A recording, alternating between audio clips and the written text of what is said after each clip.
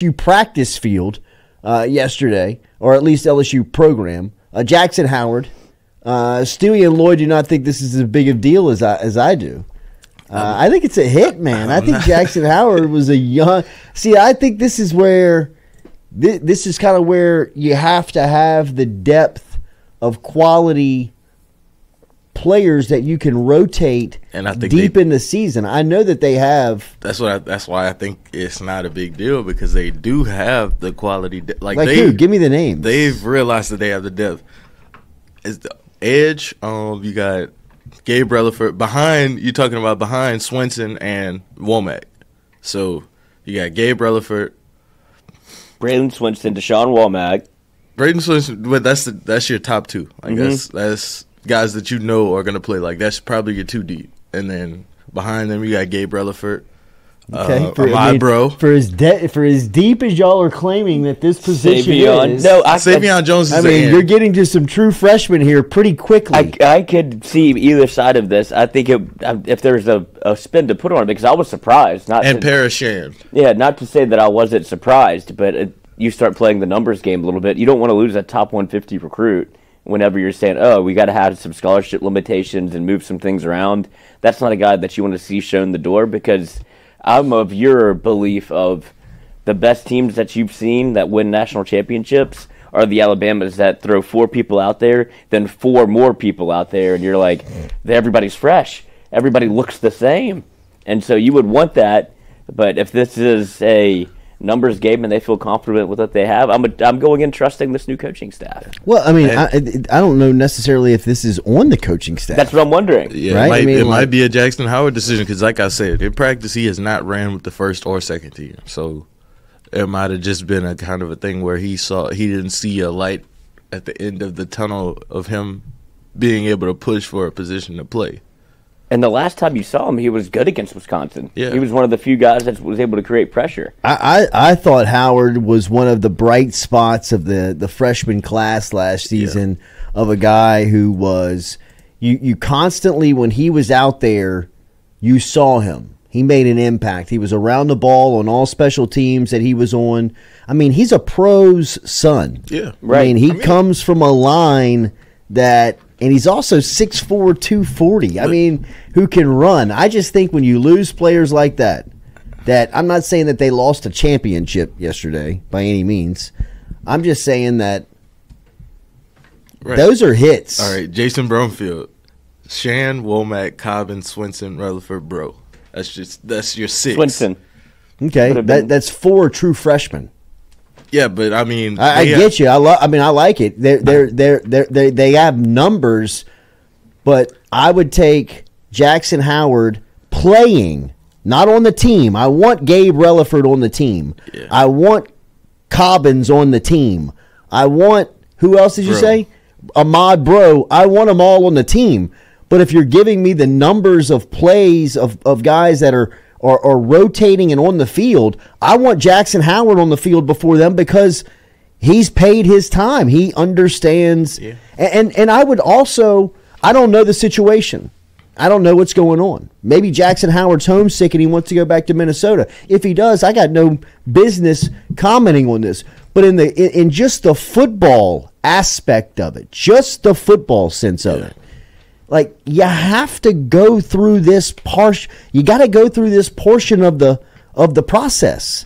Yeah. You have to go through this part of it. I don't care who and what skill set, how good you are. At some point, it is going to get you. It is going to humble you. It is going to catch you. Jamar Chase caught 1 touchdown as a freshman at LSU. He was the best player. 2? I think it might have been 2. 2. He had 2 touchdowns. I know what you mean. As a true freshman. He had 22 as a sophomore. Yeah. Right? I mean, like, he had to go through a struggle. Derek Stingley had the best freshman season that maybe ever existed in college football individually. The 2 years after that, he went through it. He struggled.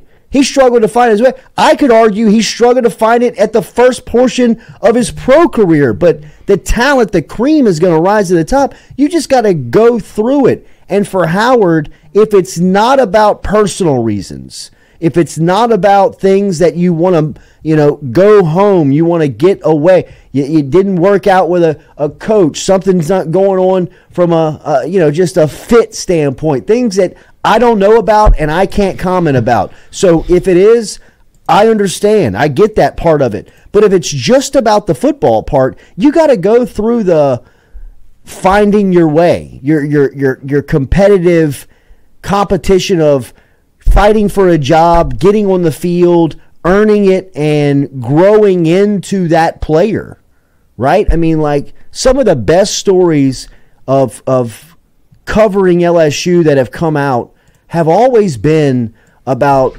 competition in spring, guys that, come out of nowhere, Derry Beckwiths, guys that would come in, compete, stick with it, that you would regularly say that maybe in today's world they might leave, but you look back on their career, when they talk about it, it was those moments where it was really adverse, where it was really kind of like, I had to prove it. I had my back up against the wall. I wasn't going to start.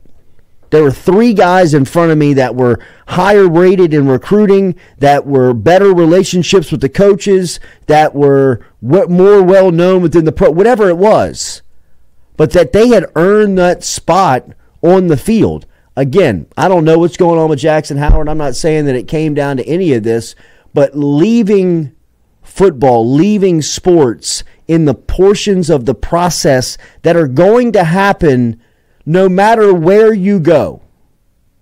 Really, no matter how good you are. I mean, Joe Burrow, adversity all throughout the first part of his college stay. Hell, I could even say his junior season at LSU.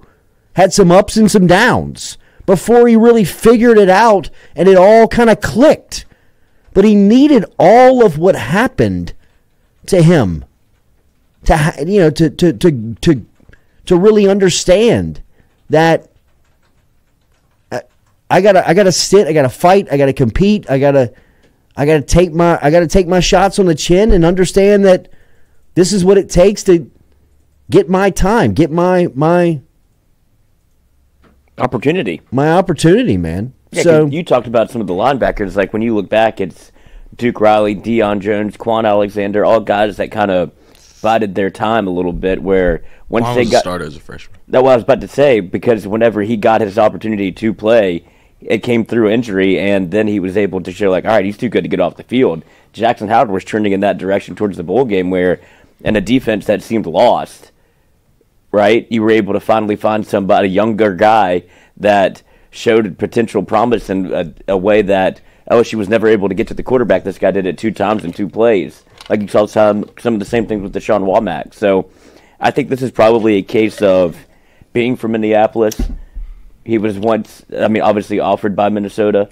I think there's going to probably be more of, maybe I wanted to go home, as opposed to, hey, I want to hit the transfer portal and play this, like, oh, it's too hard to compete here. I'm running away from competition. It might be more of, I could play now, I could be a starter somewhere, and if it's somewhere closer to home, that always plays. Yeah, and look, like I said, I don't know the nuts and bolts of it. I don't know the X's and O's of it. I think this is much more prevalent in college football now. Yep. With the transfer portal, where you don't have the real chance to build depth. You don't have the real chance to have guys kind of go through their process. And from Jackson Howard's timeline standpoint, he was on pace to kind of take those steps to get on the field. He's going to play. Absolutely. That's that's my point. I mean, yeah. I like I said, I don't know the. But if Stewie, we haven't been to practice. If he's not running with the 1s or the 2s, maybe the writing's on the wall. What else could you say? Right, I have not seen him run with the 1s or the 2s. Christian, have you seen Jackson Howard with the 1s or the 2s? Yeah, exactly. Like I'm not saying he has been a non-factor, because, like I said, we haven't seen a one-on-one situation with him and Will Campbell or him and Emory Jones. So you can't say it's something where he can't play here. It's just I haven't seen him with the 1s or the 2s, and he might just see that as Damn, they don't like I'm not going to play this year. I need to find somewhere where I'm going to play. Damn, they already took him off the LSU official roster. Yeah, so I mean and he was at practice Tuesday. Like he practiced Tuesday. So I mean, it might have just been a decision that he just made. Like he saw it, almost done with spring. Like, all right, this is when it happens. Right, I got to figure it out now before spring's over, and then once spring's over, I could, get out. I was looking forward to watching him play. I'm bummed. I hope he lands on his feet. Looking forward to see where he lands. But now you have 3 Louisiana kids as your backups, and we all know how that works out usually for LSU. Who's coming in the 24 class off the edge? Didn't they sign a 150, 100 guy out of Georgia? Oh, C.J. Jackson. C.J. Jackson from Georgia? Mm-hmm. But, I mean, right now you got 3 of them already on campus, or 2 of them. Well, 3, yes. Rutherford, Cobbins, and Ahmad Bro. So, C.J. Jackson's the last edge rusher you got. Remember, if you've been in a wreck,